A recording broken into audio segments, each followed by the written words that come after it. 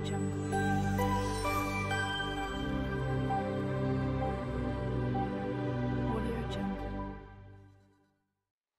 నమస్కారం అండి అందరికి. కట్టెల పొయ్యి మీద కుండలో టమాటా పప్పు, నీళ్లు మరిగినాయి కుండలో కందిపప్పు ఇట్లా కడుక్కొని వేసుకోవాలా.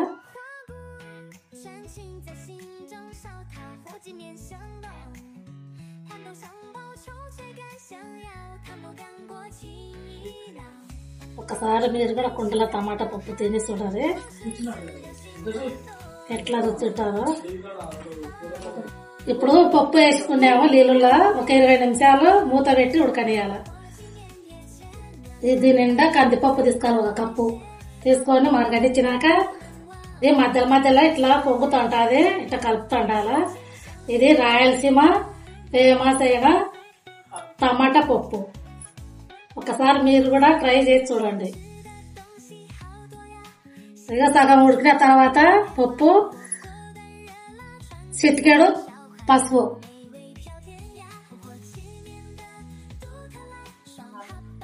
ఆ తర్వాత 5 టమాటాలు,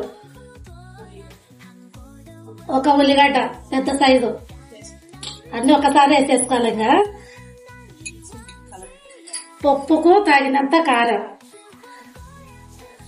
మనం ఎంత తింటామో దాని రుచికి తగినంత కారం మనం తినే బట్టి. ఇక 2 రెబ్బలు కరివేపాకు, దీంట్లోనే ఒక 4 ఎల్లుల్లిపాయల రెబ్బలు వేసి అంత ఒకసారి ఇట్లా కలిపి మళ్ళీ ఒక 10 నిమిషాలు ఉడకనిచ్చి మంచిగా కలపాల. ఇట్లా మంచిగా కలిపిన తర్వాత ఇంకా బాగా కొంచెం పప్పు బాగా ఉడకాల, మూత పెట్టుకోండి. 10 నిమిషాల తర్వాత మళ్ళా మూత తీసి మళ్ళీ ఇట్లా కలుపుకోవాలా అడుగంటకుండా. మళ్ళీ ఒక 5 నిమిషాల తర్వాత పప్పు అవుతుంది, సగం ఉడికొచ్చింది. ఒక 5 నిమిషాలు ఉంటే సరిపోతుంది. మధ్యలో మధ్యలో ఇట్లా తీసుకొని మనం కలుపుకుంటాం. మళ్ళీ 2 నిమిషాల తర్వాత మూత తీసి ఒకసారి మళ్ళీ అంతా కలుపుకొని ఇట్లా పప్పు ఉడికింది, ఉడికింది ఇంతగా ఉడకాల, మరి మెత్తగా కూడా ఉడకొద్దు, టేస్ట్ ఉండదు. ఇప్పుడు రుచికి తగినంత మనం ఉప్పు వేసుకోవాలి, మనం రుచికి తగినంత.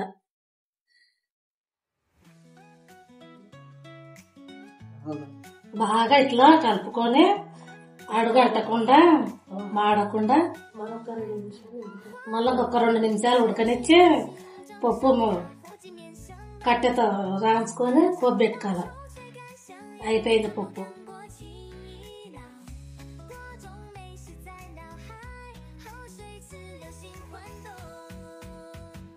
పప్పు ఇట్లా దగ్గరికి లేకుండా ఉండాలి, ఇట్లా మరి పప్పులాగా లేకుండా గట్టిగా లేకుండా మీడియం సైజు ఉండాలి.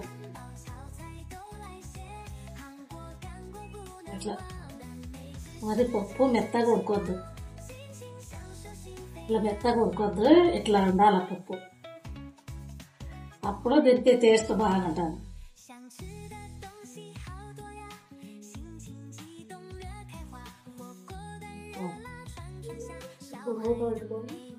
ఇప్పుడు 2 నిమిషాలు 2 నిమిషాలకు సార్ ఉడికింది, కోపెట్టుకుందాము.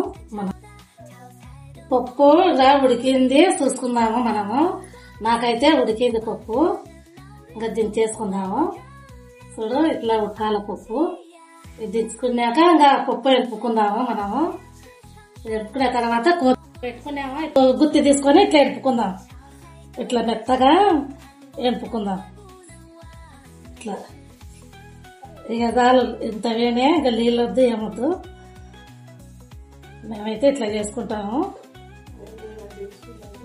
మీరైతే ఇట్లా ఒకసారి ట్రై చేసి చూడండి. ఇక కోపెట్టుకుంటే ఇక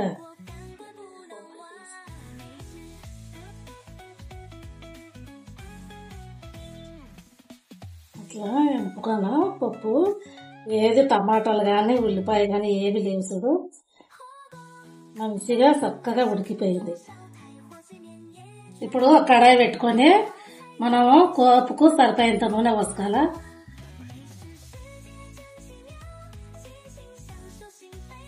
కోపుకు సరిపోయేంత నూనె పోసుకున్నాక నూనె వేడెక్కిన తర్వాత ఇక సగ చెంచా ఆవాలు,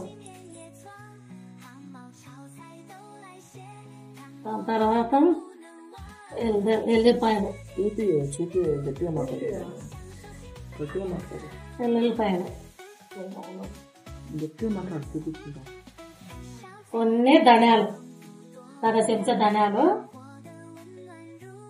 సగ చెంచా జీలకర్ర,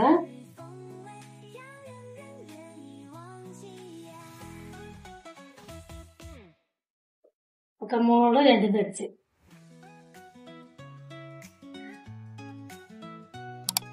కలుపుకొని మధ్యలో మాడకుండా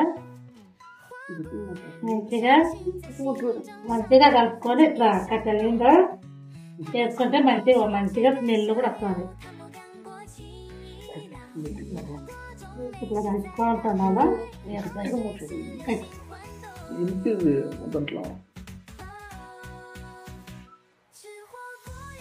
అదే కరివేపాకు 2 రెబ్బలు,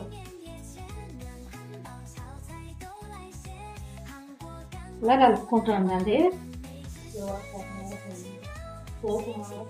పోపు మాడకుండా తిరువాత మాడకుండా కలుపుకుంటున్నది. ఒక చిటికెడు ఇంగువ,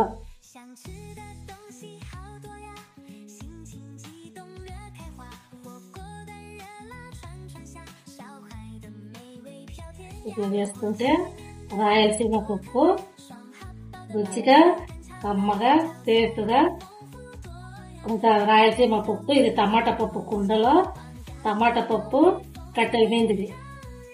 ఇప్పుడు తర్వాత వేడైపోయితే కాగింది. ఇక పప్పులు వేసేసుకున్నది. ఇట్లా వేసుకొని ఇప్పుడు వేసుకొని ఇట్లా కలుపుకొని మంచిగా మూత పెట్టుకుంటే పెట్టుకోవాలి. మీకు ఈ పప్పు నచ్చితే కామెంట్ లో మీకు ఏ వంట కావాలో పెట్టండి. నెక్స్ట్ వీడియోలో మీకు చేసి చూపిస్తాను. ఇది నా మొదటి వీడియో. మీకు నచ్చితే నాకు సపోర్ట్ చేయండి.